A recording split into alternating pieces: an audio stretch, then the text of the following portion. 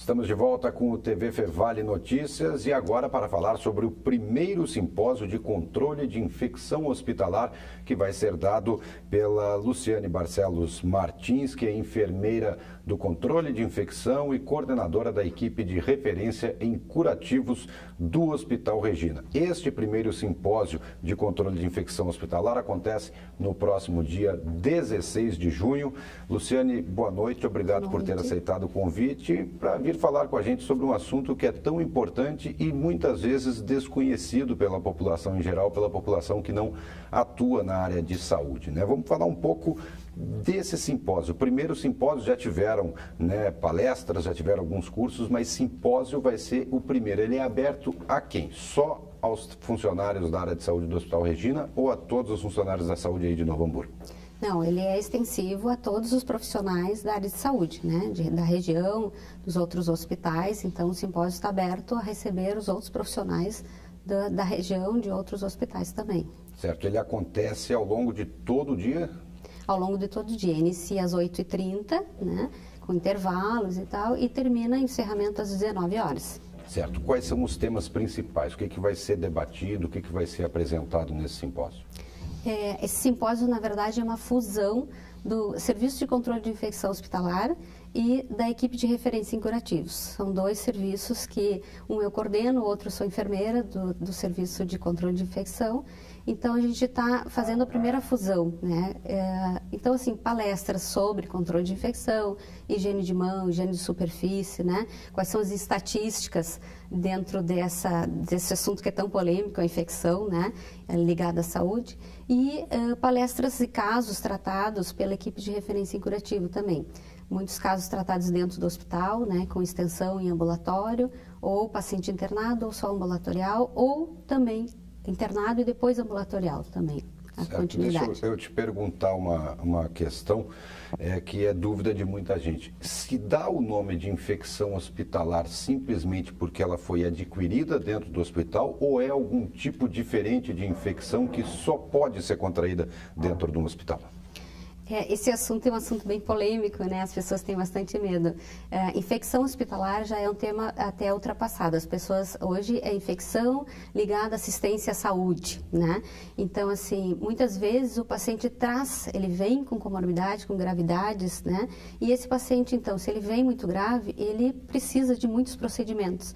Catéteres invasivos, né, pacientes mais graves, e ele fica susceptível, então, né, faz uso de muitos medicamentos e fica susceptível a adquirir uma bactéria hospitalar, pela gravidade desse paciente, né?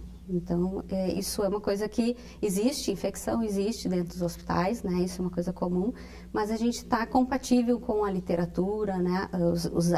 Os dados, as taxas são compatíveis com a literatura.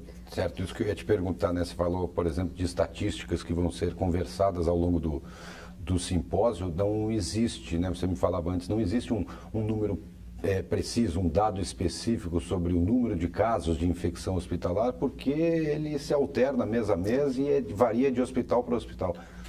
Isso, os dados, eles na verdade variam diariamente, né? Eu posso receber um paciente que não esteja com infecção e vir adquirir, esses dados são variáveis.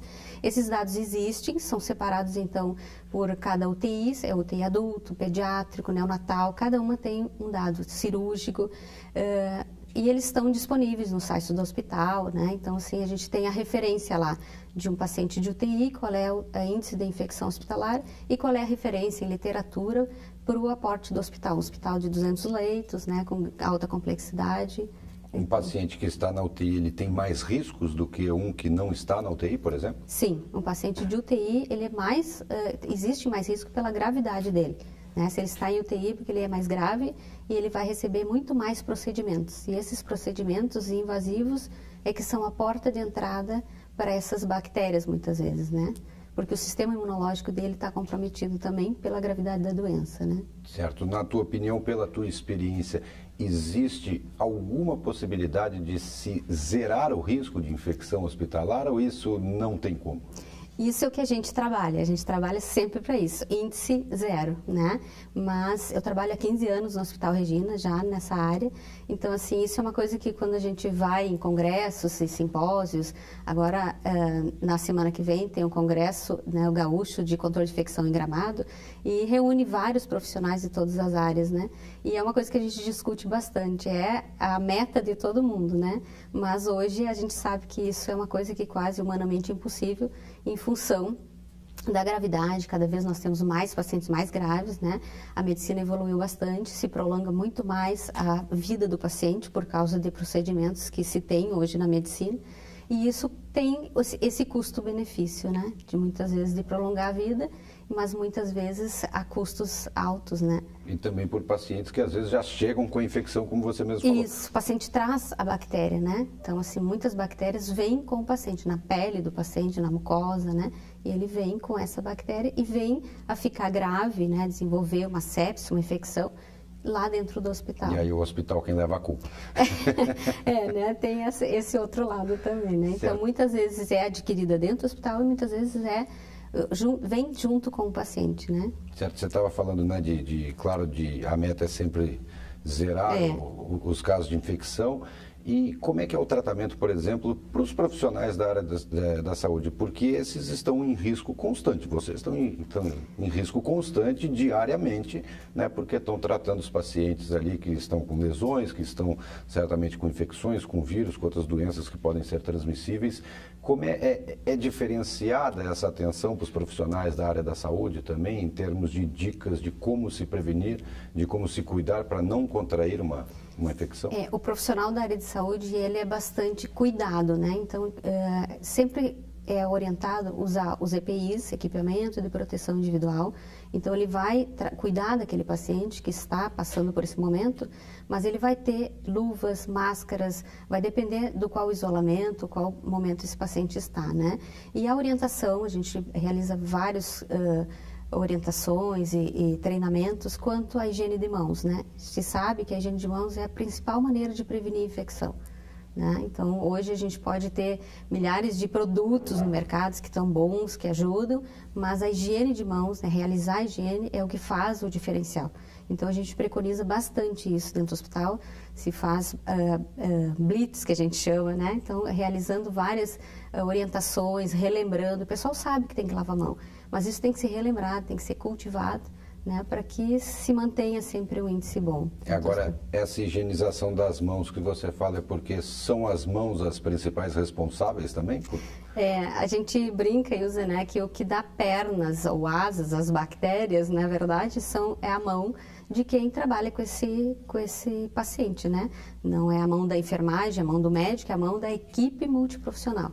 Quem está trabalhando ou diretamente com o paciente ou no apoio é que vai levar essa bactéria para algum lugar, porque a gente sabe que elas não têm maneira de se locomover se não for pela mão de alguém. Desde o socorrista até o médico. Desde o socorrista até o médico, né? Desde o serviço de apoio, serviço de higienização, que vai higienizar esse quarto é importante ser higienizado corretamente, né? Então, em função de prevenção, né? Você falou do quarto, você dizia antes da gente começar aqui a entrevista que se faz, vamos dizer no termo popular, é uma boa faxina no quarto do hospital depois que esse paciente deixa o quarto, porque ele deixa ali também bactérias, vírus? Sim, muitos vírus, né, podem sobreviver muito tempo numa superfície. Então, é orientado sempre, né? Então, sempre que o paciente der alta ou deixar esse quarto por outro motivo, é realizada uma higiene que a gente chama de terminal. Desde o teto até o piso, é limpo, todos os utensílios, todo o quarto. E se esse paciente permanecer mais tempo do que 30 dias dentro do hospital, né, ele ficar internado, a gente tem por rotina em 30 dias trocar ele de quarto para poder realizar essa higienização. Então, isso é um dos cuidados que faz a diferença lá naquela taxa, né, de infecção hospitalar ou de infecção ligada à saúde, né? Tá certo. Luciane, antes da gente encerrar, só para lembrar então, o primeiro simpósio de controle de infecção hospitalar, no dia 16 de junho, lá mesmo no hospital? Lá no Hospital Regina, no auditório do hospital, no auditório Beija-Flor, né? Então, a gente está aguardando o pessoal que prestigiem, que venham conhecer um pouquinho do nosso trabalho, né? E trocar conhecimento. Sempre a gente aprende, né? Cada vez mais se aprende com esses simpósios, com essas jornadas. Certo. Né? A partir de que horas?